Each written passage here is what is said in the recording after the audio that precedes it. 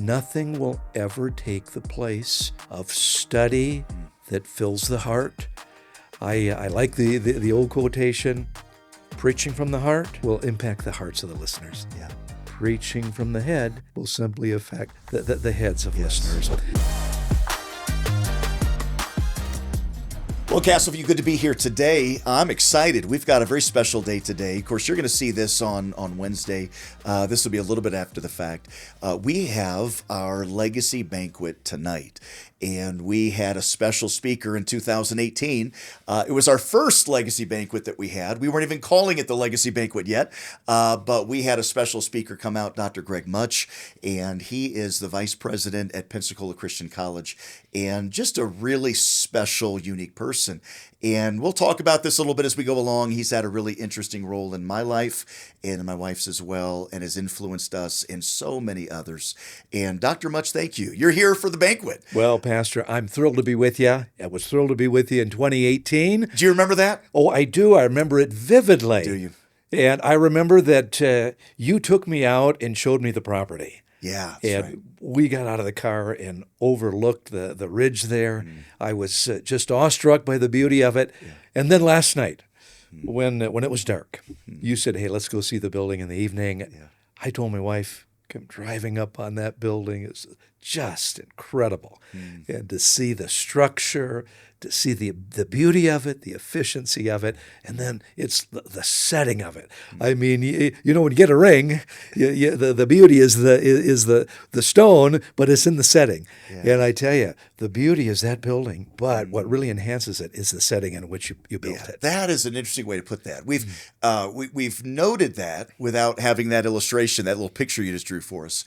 That's true. I feel like that the building would be a great building anywhere in Castle Rock, but it is that setting that makes it so incredibly unique. Yes. I remember when you were with us in 18, not everyone would know this. We have a lot of newer people to our church. That was our first banquet that we had. We were setting the vision. And so you remember we had a little magazine that we had put together. Yes. And it had vision of the building that we're in now. But I remember at that time, it was an $8 million project. And we had been saving and saving and saving for 10 years. And we had saved about $500,000 at that point. And the land by itself was $675,000. And so I remember I was so excited about that night. I could not wait for the church to see this rendering. You know, look how amazing this is. And when I think I kind of like unveiled it like, ta-da, you know, in my spirit. And you could kind of feel the air leave the room a little bit, like $8 million. How in the world are we going to get there? And I just can't tell you how much I appreciated you coming out. And you really started setting the tone for, hey, it's faith. I mean, God can do bigger things than we can do. Yes. And I really appreciate you coming out for that. I thought it was a special beginning. It was my privilege then and my privilege again this weekend. Well, it's cool to have you out now because it's only been 4 years from that time we broke ground. And of course, now we're sitting at 7 years from that very first banquet. And God's done some pretty amazing things. It's been an amazing timeline. It really has been. Yes. I want to know a little bit about your background. I know more than maybe some of our audience would know. You have quite a varied history. You have been in colleges, administration at colleges, various colleges, not just Pensacola Christian College. You have pastored. Not everyone would know this. You were my first homiletics teacher at PCC. How about that? When I was a student. And what year would that have been? That would have been 91. 91. Yeah, okay. 91. Yeah. I would have been unremarkable, very unremarkable. So it's okay that you don't remember that. I remember sitting in the very first lab, I guess, that we had the first time we got to preach. Yeah. You remember, you've had a lot of students go through this. In the day, in 91, Pastor, it would have still been a 1-semester class. Yes. And then we recommended to the administration that they turn it into a 2-semester class with the second semester devoted completely to preaching. Yeah. But I think in your day, we did it all in 1 semester. Yeah. Well, I was probably the reason you recommended 2 semesters. Hey, he really needs a lot more help. I remember going to that. Some of these guys had grown up in their youth groups preaching. Yes. You know, some of them had. Yeah. A few of them. A Yes. few of them, yeah. Right. That was not my experience. And so I'll never forget, you would remember a guy by the name of Jason, red hair, and his dad pastored in Texas. Weatherby? Weatherby. It was Yeah, Jason okay, Weatherby. That's yes. right. And so very first lab, preaching session we have. I'm sitting there. I already feel out of place. Like, okay, I've never preached before. I don't know anything about this. Here's Dr. Mutsch, a prince of preachers, that's teaching this class. And I'm feeling very intimidated. And in the very first lab we had, Jason Weatherby gets up. He's the first volunteer to preach. He gets up and he preaches this message that was worthy of Bible conference, I'm sure. I'll never forget it. He preached on the shepherd's staff. And I remember... You can still remember it. I still remember it. I remember slinking back into my chair going, Lord, what am I doing here? This is, these guys are, this is not me. That was my first memory of that class. And then I remember some of the comments you gave me in that as well. And just your investing in it. Do you enjoy doing that? You do that now? Listen, I enjoy it very much. I still have labs at the college, and we work with guys in their preaching. Yeah. When I pastored two churches, one in Denver, Beth Eden Baptist Church, and then I pastored Bible Baptist Church in Hendersonville, a northeast suburb of Nashville. Yeah. And between those two churches, we had 50 interns come. Wow. 5 a summer. And so part of the process is that they would be involved in preaching in our church. And all that came out of the years in the college. Yeah. Let me ask you this. This will be interesting. We were just talking about AI before we started recording. Yes. Content in this generation is very common. It didn't used to be that way. When I was coming up through college, you'd get these little cassette tapes, maybe, but you just couldn't download something. Has it changed the way that young men come into preaching? Do you feel like they have a leg up at this point? They've been able to consume so much. AI, there's so many questions you get. How has it changed? Are guys a little bit more prepared, less prepared, about the same? Have you noticed a difference? I think the technology has changed the tools we have. So now we have systems like Logos, where you can build the biggest digital library that you choose. You can go platinum, silver, gold, whatever level you want to buy in at. And so you no longer need to have all of the books like pastors, preachers did a generation ago. Okay. Of course, AI is going to raise ethical questions. Yes. And then you have all that's available on the internet. There are all these services. Some you can pay subscription fees for. And you can get series, you can get Mother's Day, Father's Day, whatever it may be. Yeah. So to answer your question, Pastor, I think there are more digital tools out there than there have ever been. Having said that, what we teach our students is the process. Paul told Timothy, study to show thyself approved unto God, a workman that needeth not to be ashamed, rightly dividing the word of truth.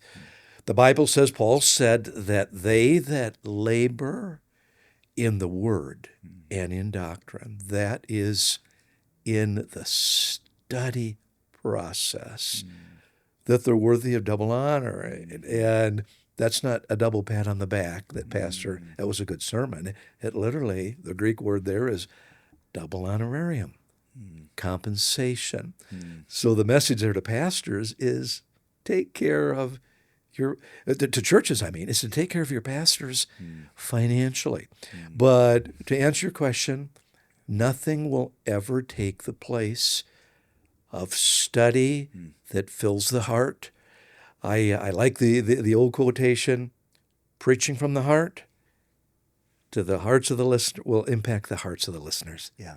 Preaching from the head will simply affect the heads of listeners. Yes. And the man of God will always, until the Lord comes back, need to be certain before the Lord and before his people that his study is genuine, heartfelt, and diligent in his sermon preparation. Excellent. I've told young guys, interns coming through, before you deliver a sermon, don't seek to memorize your sermon, seek to understand it. And I think that that's what you're getting at with it's in the heart, right? I understand the message. I'm not if you try to memorize it, it's a little more head knowledge. It's let me just remember exactly what I'm going to say. No, let me understand it. Let God do something in my heart with this, and that way I can share this. You mentioned the word ethical with AI. You're in homiletics. Where I'm putting you on the spot with this question. Yes. What would you say is allowable for a pastor, or we're talking in our church life group leaders, Sunday school teachers? What would you think would be, hey, you know what? It's allowable to do this, use AI for this, but this is probably crossing a line. Yeah, I think where it's allowable is when it expresses the truth in ways that enhance it. Sometimes as speakers, we tend to be more wordy than we need to be. AI can help us be more concise. Where I think you cross the line is when you rely on it to the extent that it takes the place of your preparation in the Word. And I think people are going to find out. I think eventually. Because you have a God-given personality, and it doesn't matter who a pastor is. He preaches, his personality is reflected in his communication with his congregation. And I think if people aren't careful, they're going to end up not sounding like themselves. And people will know that it's not them. And what do young people want today? Authenticity. They want They authenticity. want something that's real. Yes. For sure. Well, what's drawn you to? You've pastored. You've been a vice president for a number of years. You've had varying roles in administration in different colleges. How many years total did you pastor? You, by the way, pastored in Denver. Yes. For a few years also. Yes. And do you miss Denver area at all? Hey, Denver's a beautiful spot. Yeah, you get back here every now and then. We do. I have a brother and his wife who live in the area. Okay. And boy, the whole Rocky Mountain region here is gorgeous. Yeah. So what drew you then? You've done both of them. I think when you started pastoring, you thought, well, I'll probably pastor for a lot of years. Yes. You pastored in Tennessee as well, and then now you're back at Pensacola again. What drew you to that? What drew me to the pastoring or to the college side of it? Yeah, The whole thing. What do you love to do? What is it that you love to do right now? You could have pastored, continue to pastor. What is it about the college that's caused you to say, this is where I want to be? Pastor, there's a little backstory. I met my wife at a Bible college in Minnesota, and I met her in my junior year, and the Lord showed me that she would be my wife. In that same year, God called me to preach. I graduated and started to work for that college, and I worked for that college for 10 years. And during that time, I started to work with student preachers and the training on the homiletics process. And God put a great love in my heart for college-age students, and in particular, the mentoring training process of it. I've been in the ministry now 48 years, but I've only been a pastor for 11 of those years. The other years, I've been involved in some type of Christian education. And so even when I pastored, I mentioned previously here, having the interns come, even when I pastored, I always had that itch to work with college kids. Yeah. And so the way I scratched it was to bring them in as interns during the summer. And so I'm really pleased. Dr. Shoemaker invited me 4 years ago to come back to the college. My wife and I were there 12 years, from 90 to 02, and then gone 20.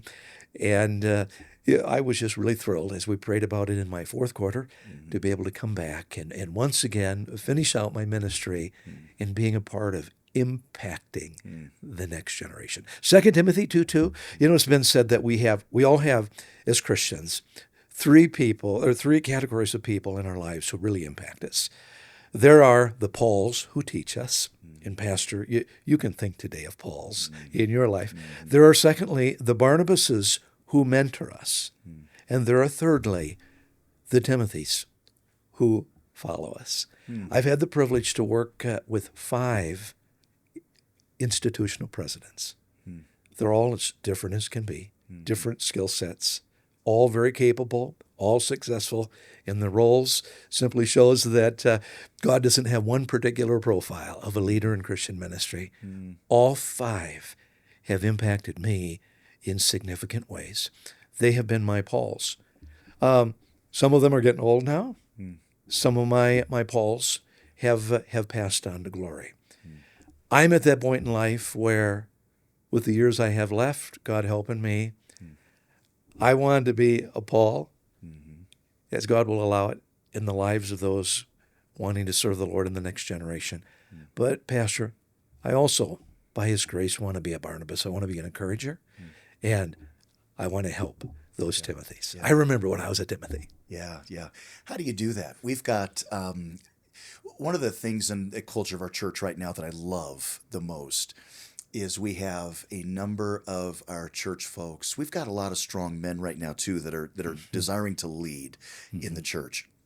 That's a blessing. I met with a guy this morning for coffee, and he started meeting this morning with other guys in our church at 5 a.m. This morning, and had a few lined up, just to sit down, talk about Jesus, talk about their faith, encourage each other in their marriages. When you're leading, when you're investing in people, what are maybe 1 or 2 things that you would say these are keys to invest in people? How do you do that? How do you take somebody and help them, lead them, invest in them, pour into them? That's a very broad question, but any advice on that? I think we see, Pastor, in the pattern of our Lord, the Lord Jesus Christ, that there's nothing wrong with the process you've just described and going to coffee and all that. We don't see so much in our Lord that He went to people and sought them out as much as He said, come with me. Yeah. Just come and be with me in the regular routines of life. And I think people look at the mentoring process and think, well, could I fit something in from Saturday morning from 10 to 11 or whatever? And that's all fine if you can. But really, in particular now, this younger generation, I like the way Dr. Shoemaker expresses it, they like to be chased. And they like to be pursued, and they like to spend time with the older generation. If you'll just let them be with you. Hey, I'm going to work on this project. You want to come with me? Hey, I'm going to go do the shopping. You want to come with me? Hey, I'm going to go wash the car. You want to come with me? Yeah. And then out of that, when you're together, comes conversations that end up being transformational. Yeah. I love that because I think a lot of people feel like, well, I couldn't invest. How do I didn't go to seminary. I didn't go to a Bible college. How do I sit down and teach somebody? And so much of it's just life. Talk about what God is teaching you. And that can be a very natural conversation. I think it's role modeling. 1 Thessalonians 1:6, Pastor, when I was a new convert, I struggled with this verse where Paul said, and you became followers of us and of the Lord. And I struggled with that. I thought, we're supposed to keep our eyes on the Lord. And then I realized what Paul was saying. Paul was saying, people learn to follow the Lord by following His followers. Yeah. Wow. Very interesting. I love that. This week we had a follower of Christ in the tragedy in Utah this week with Charlie Kirk. Very unique, gifted individual. Did you follow him much? I'm not sure how much you would. Did you? Are you pretty familiar with Charlie Kirk, or not so much? I didn't follow him closely, Pastor, but certainly was knowledgeable of the fact that he was a voice for the younger generation, and we knew even on our campus that the younger generation follows him. But probably the most significant voice for conservatism in the younger generation. Yes. I received a text early this morning from somebody that's close to me that really it's I rattled them just a little bit, and his desire was I want to be a world changer. I want to make an impact. I want to do something for Christ. For people like that, what would you say to somebody that says, listen, I want to have a voice? Understand that not everyone is designed to be Charlie Kirk. I mean, he's, how many people are raised up to, very few voices are going to be that kind of a voice. Right. But we do have ways that we can make an influence in our world. What would you say to somebody that wants to make an impact? I think you do what you can. You come to the campus of Pensacola Christian College. I recently gave some guests a tour, and they wanted to see Mrs. Horton's grave, which is right there in the middle of those beautiful live oaks. You've seen it. Went over to her gravesite, and there is the verse from the Gospels. She did what she could. I thought, why? Here's a lady who had a publishing, a Christian publishing firm named after her. Her name's on the library of a leading Christian college. But she never set out, Pastor, to have all that happen. Just in the little ways, at every juncture, she did what she could. And I think that'd be my advice. Yeah. We may not change the world in the sense of all of these people out there. You may never have a public platform. You might not even be a Becca Horton that has a curriculum named after. But all of us have a world that we're involved in, right? Everyone has influence. That's right. That's from right. God. That's right. Love your wife. Love your children. Serve your church. Do all the things that you know. Do the right thing, right? I mean, what you can. Right. And that's what's interesting about that, though. Everybody can do what God has put in front of them to do, right? Those opportunities, take advantage. I guess the word there would be faithfulness. Is just the best thing you can do is not try to be a Charlie Kirk or some big influencer or what someone else did. Not everyone's equipped for that. Not everyone's designed for it. But you have been given your personality, your influence, your sphere of people around you that you can influence. Yes. Dr. Shoemaker, our president, tells our students, you just do every day what God puts in front of you, just what you're saying, Pastor, and be faithful, and you'll be surprised where that's going to take you. Yeah. I think about it, David, that we naturally go to the slaying of Goliath, and just moments before this, he's a shepherd. And in one moment, he's just being faithful. In one moment, living obscurity. In one moment, I don't know, I'd like to change the world, but what can I do? Faithful where he's at. And in the next moment, God says, hey, you know what? I've got a bigger plan for you. And then is it Psalm 78 that says that God took David from the sheepfold to be the king of Israel, and he guided him according to the integrity of his heart and the skillfulness of his hands. He Just what you're saying. When the bear came along, he fought the bear. When the lion came along, he fought the lion. Nobody knew it in the day, but just what you're saying, he was faithful. Too many people looking for the spotlight, looking for the microphone. And really what we need to find is the place of service. And let me just do the next right thing. We've got families in our church that might be a little bit newer to Pensacola Christian College or Bible College in general. We sent a group of teenagers this year to Teen Extreme. And so they went to the camp. They had a blast, by the way. We appreciate that. They were there the week that Pastor Johnny Pope was there, I believe. That's right. Pastor Pope would preach when I was a student. Way back, in the day. It just always loved him. Dear man. So our group he's a favorite on our campus. Absolutely. Just a great guy. So they went, they got to enjoy it and see it a little bit.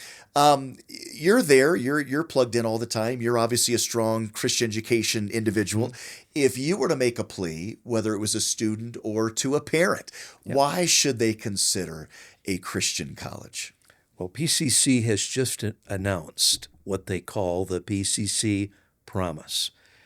And it is if you will send your children to us, if you, as a high school student, will enroll to attend PCC, this is a promise we make to you. And it's really fourfold. We promise you, number one, academic excellence. Doesn't matter if God calls you to be a pastor, if he calls you to be an engineer, a nurse, a doctor, a lawyer, whatever it may be, you will receive at PCC an education that is marked by excellence. Number two, we promise you an education based on a biblical worldview. Pastor, we don't look at history, for instance, as just a random set of happenings with people and nations. No, we look at history as the Lord's story. Yeah. As the Bible teaches, that God rules in the affairs of men, He rules in the nations. People today, I'm going to be saying a little bit about this tomorrow morning in the service, that even Christians can be a little concerned today about, hey, what's happening? Sure. Does God have it under control? Yeah. Well, he's got it all under control, and He's completely in charge. And so in every discipline, God has a view, and we inculcate that biblical worldview in the lives of our students. Number 3, we promise you an incredible experience. Now, Pastor, I just want to park on this for a moment, because we live in a world where distance ed is sweeping the nation and sweeping the globe.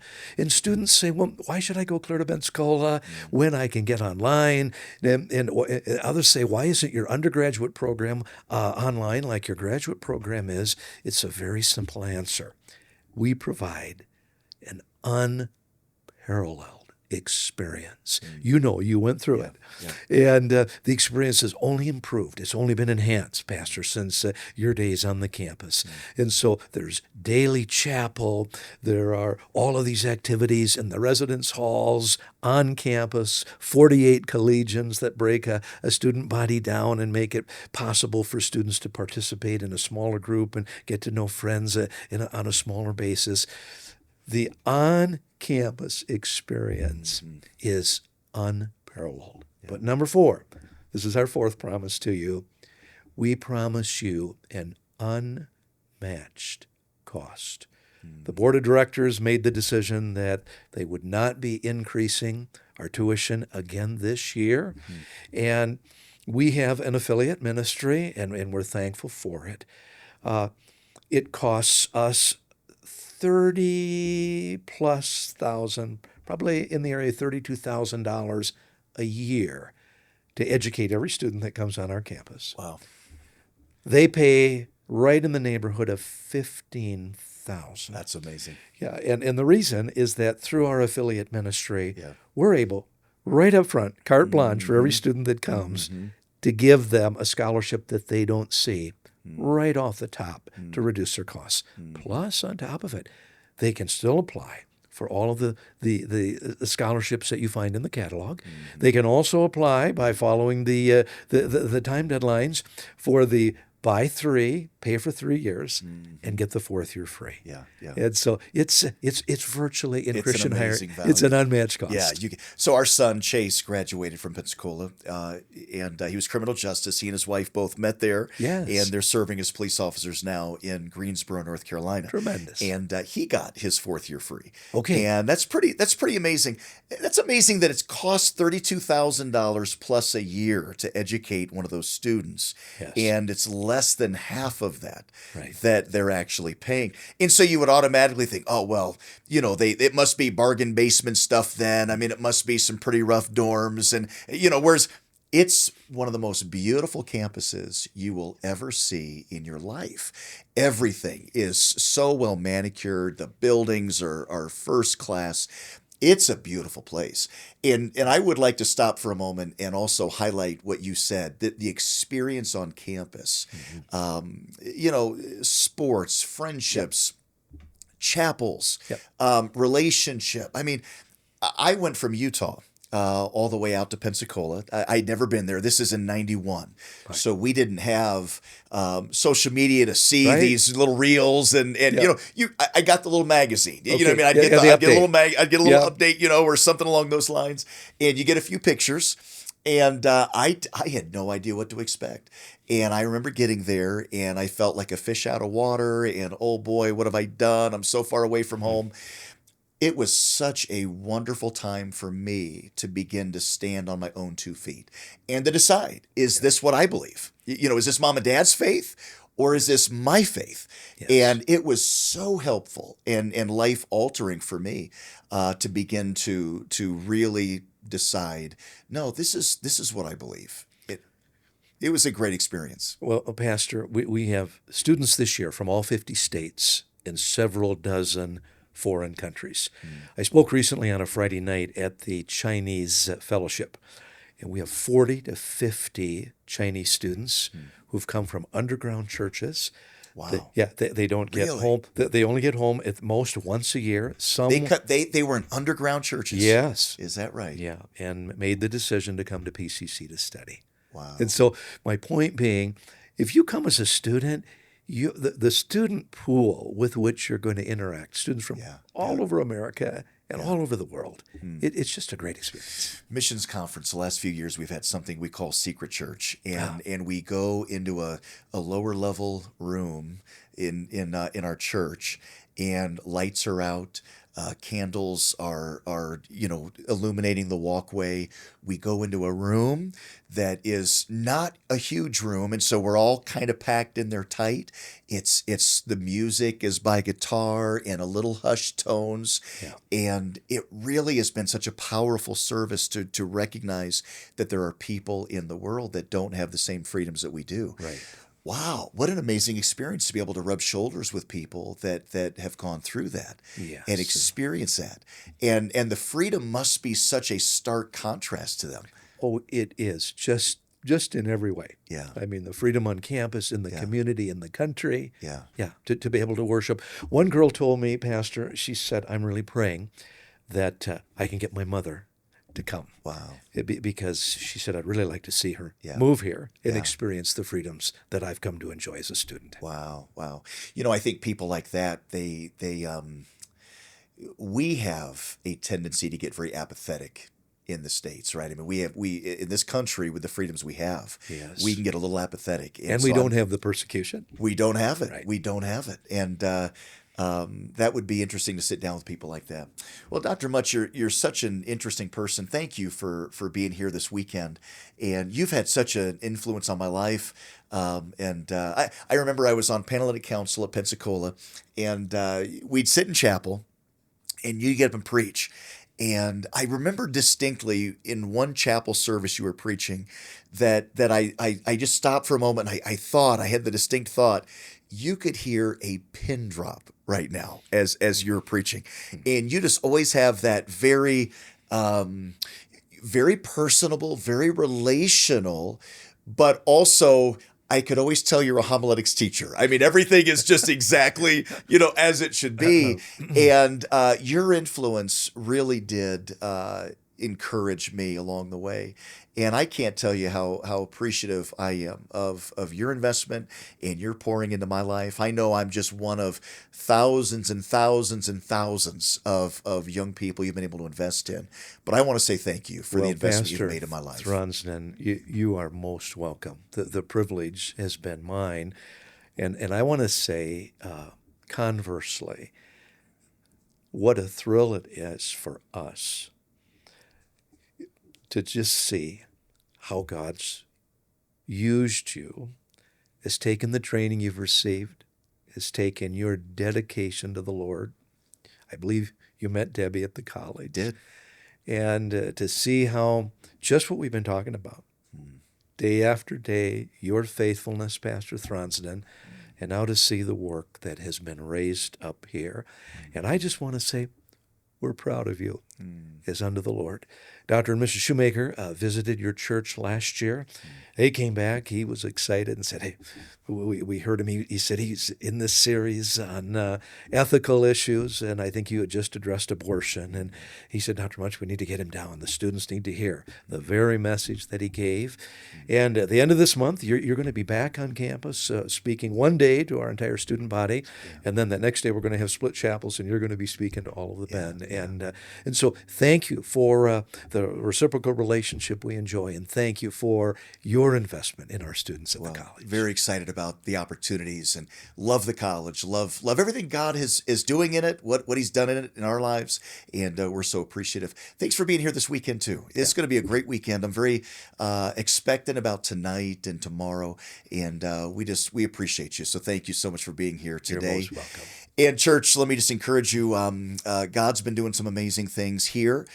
God has been preparing students for a long time here in Pensacola. And if you're considering something like that, you've got teenage children, you're raising children, let me just allow you and encourage you for a moment to think about that future training and what that looks like, and begin to really consider in your prayer, God, what do you want for our child? And if this is what you want us to do, then let's start praying a direction. Let's start getting some information. And I'm excited this weekend for you to get to know my friend, Dr. Mutsch, and the influence he's had in my life. I'm sure you'll enjoy this week as well. Hey, thank you for watching again today to this episode of the Castleview Baptist Podcast. We'll see you again next week.